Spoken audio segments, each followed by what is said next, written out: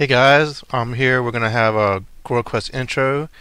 I'm basically going to explain the theme behind my army for Grail Quest, my display board and everything. And also I'm going to have a Friday night prep game, the last game, just practice before Grail Quest. First off, I'm going to start out with my Duke of Orc. He's basically the centerpiece of my army. The whole thing I'm basing my army around and my display board around is the Duke of Orc. And basically he's a monster you fight in the game Borderlands. And there's like a DLC where it's like a D&D and you fight against orcs and dwarves and knights and skeletons and all this stuff. And there's a giant orc war boss in there and he's awesome. He's fun to play against. I love it. I found this model. It's from Andreas Miniatures. I thought it'd make a good Duke of Orc, so I basically based my model around him. And he's fighting here. He's got a dark elf assassin, which is like an assassin from the game. This wood elf girl is like the siren from the game, and the dwarf is the berserker. So now I can have some pictures of my army on the display board. And to explain this display board, like I said, is based on Borderlands. And on the left, you'll see the Death Knell Tower from GW. That's basically me, like the DLC campaign. You got Duke of Orc, and then the little unicorn is Butt Stallion. And towards the middle is like the basic Borderlands. You've got the Catch-A-Rod, which I call Catch-A-Wog. You've got like a hill with spider ants there, and I've got like nomads and scrags and stuff with a commando fighting them.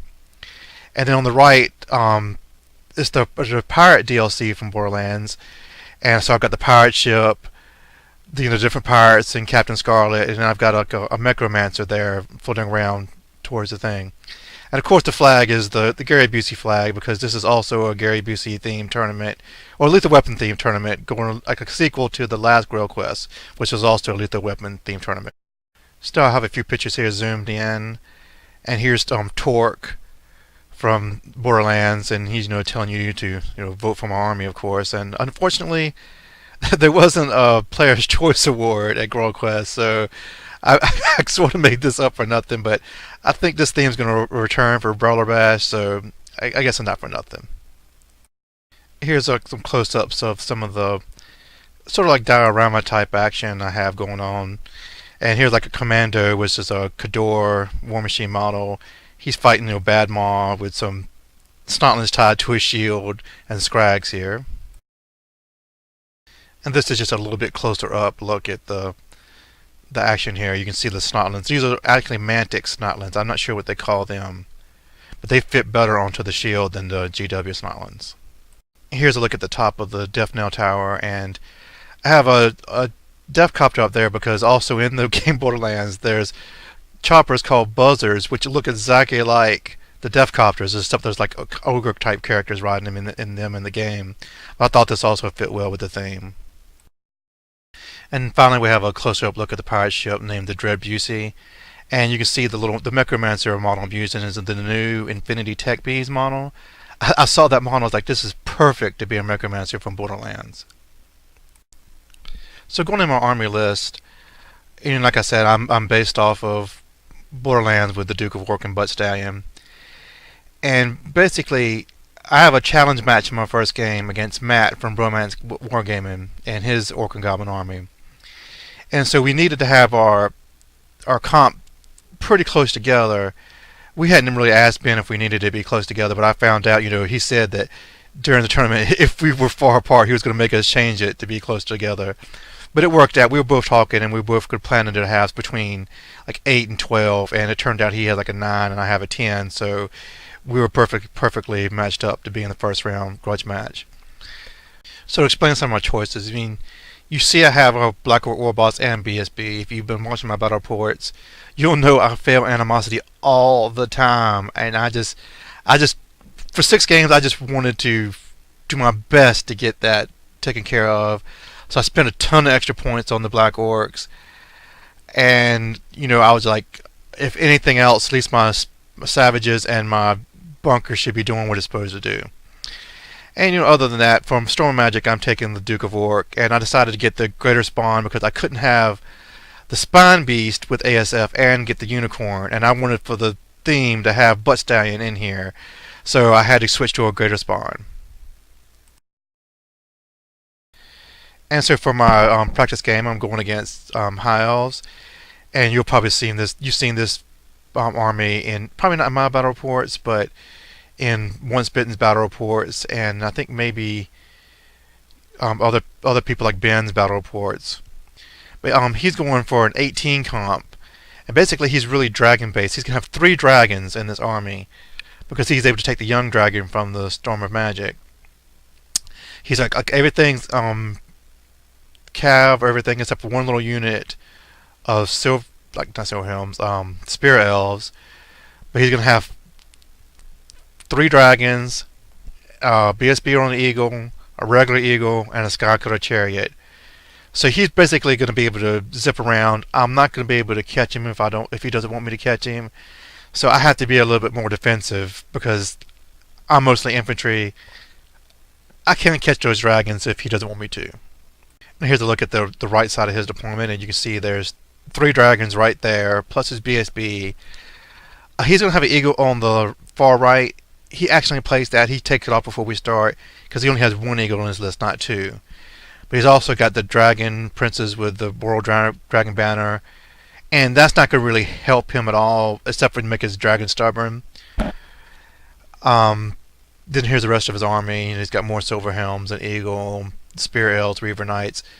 I mean, but for him, the world dragon banner is not going to be a big deal. It's not like with other armies where you hate to see it, because it's basically only going to give him stubborn for his dragons. It's not going to be a big thing because it's like 5 dragon princes that's on. And here's a look at my deployment, and there's almost a build in almost every center of every table, so it's going to be very difficult because the rules for this tournament is you can't garrison a building if you have more than 20 infantry. So I really have nothing I can use to garrison a building, so I have to move around them all. So it's going to really be tough to have my trolls and savages be together, no matter what table I'm on. And here's like a okay, so we have Orc and Goblin turn 1. Right off the bat, my bunker feels animosity. The Black Orc kills 6 Night Goblins from the unit, and you see those double 6s. That's what I roll for my panic. But luckily, I make the reroll, or this game could have been over very fast. My Wolf Riders up there also feel animosity. I roll a 6 for them.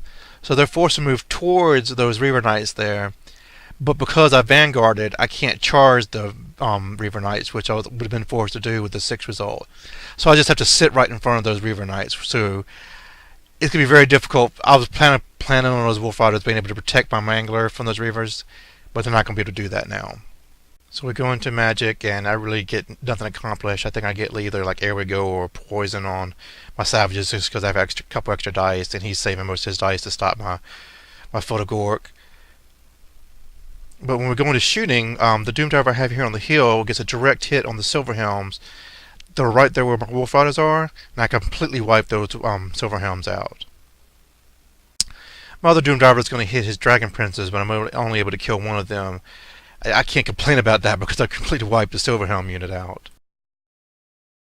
Now high off turn 1, he's going to charge his younger dragon at my gutter spawn, and then he's going to move his Reavers out from in front of my Wolf Riders and land on the Mangler, and they're going to destroy each other. Over here, his Eagle does charge my Wolf Riders. I basically moved them up there because I didn't want that Eagle to come in after my War Machine so fast, or to try to redirect my Savages. So I figure, he charged the Wolves. I mean, I have a 4+ armor. I'm hoping I can do something to the Eagle.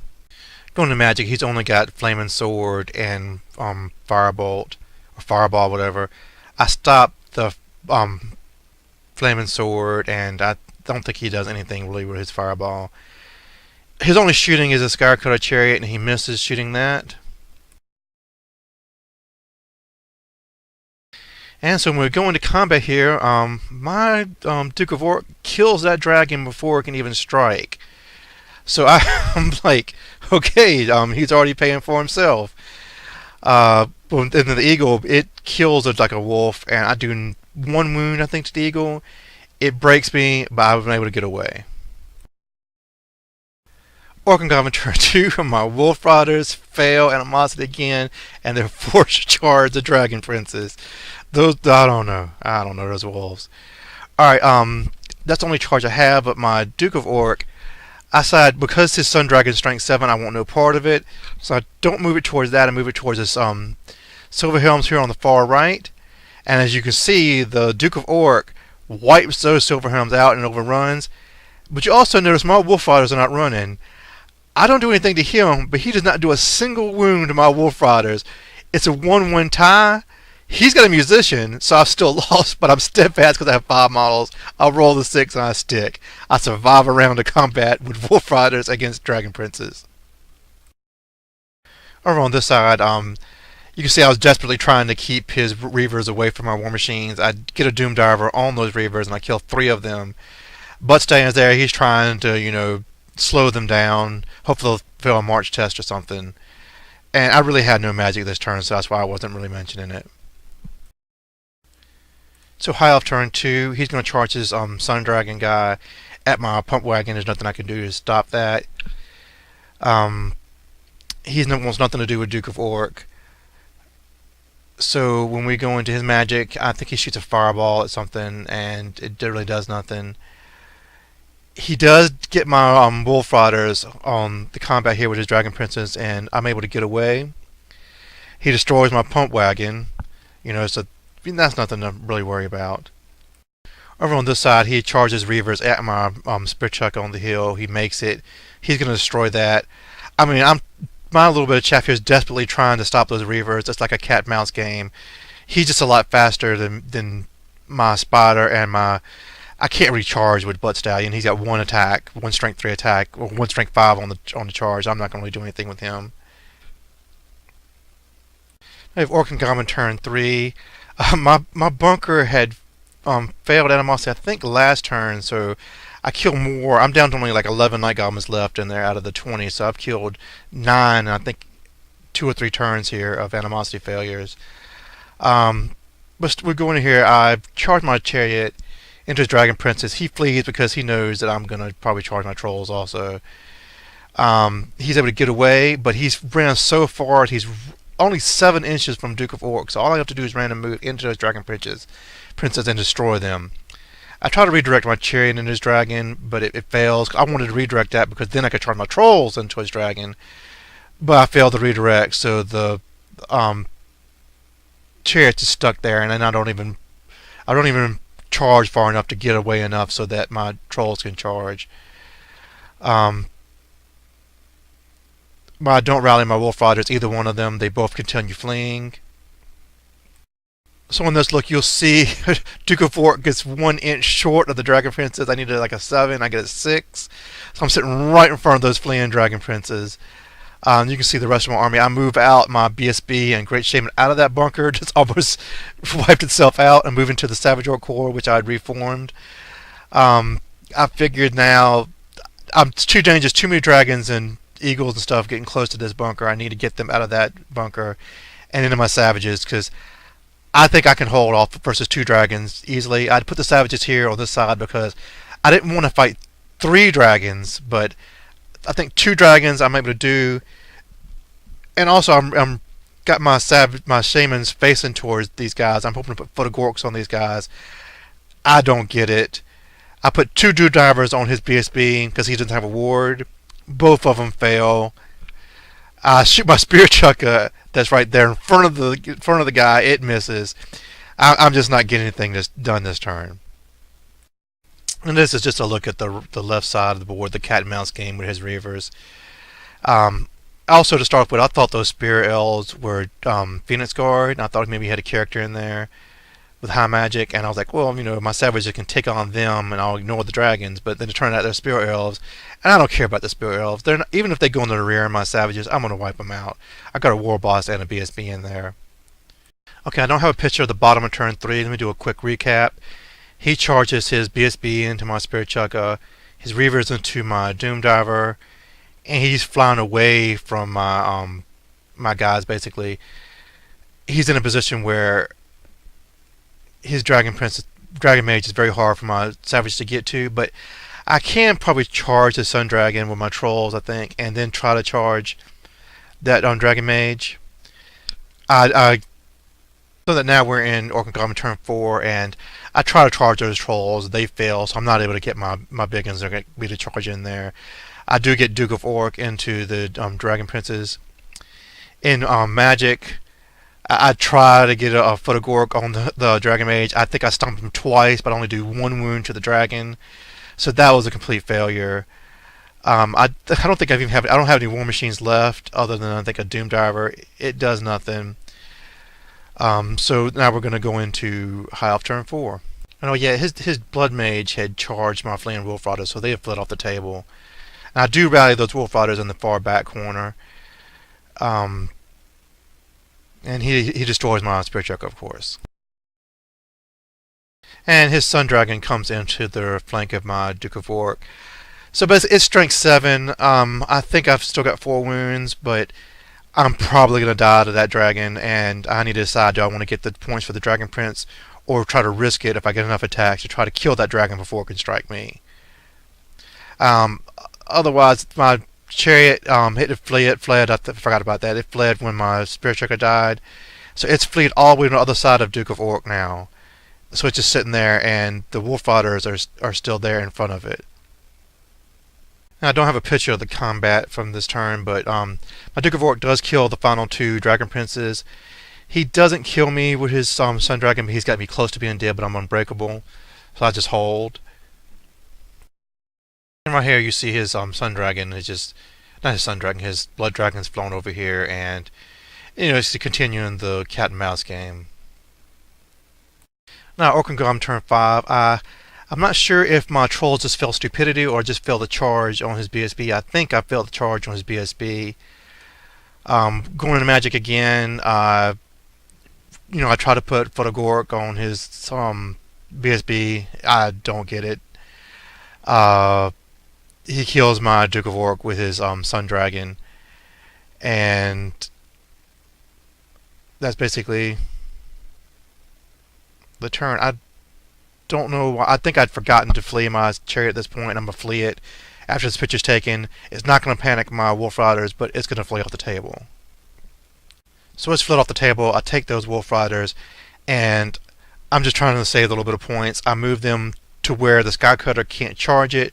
I know the Sky Cutter can still move and shoot at it, but I was taking my chances. The Sky Cutter's not going to kill the Wolf Riders with shooting where I know it'll kill it, or the Dragon's going to kill it from charging them.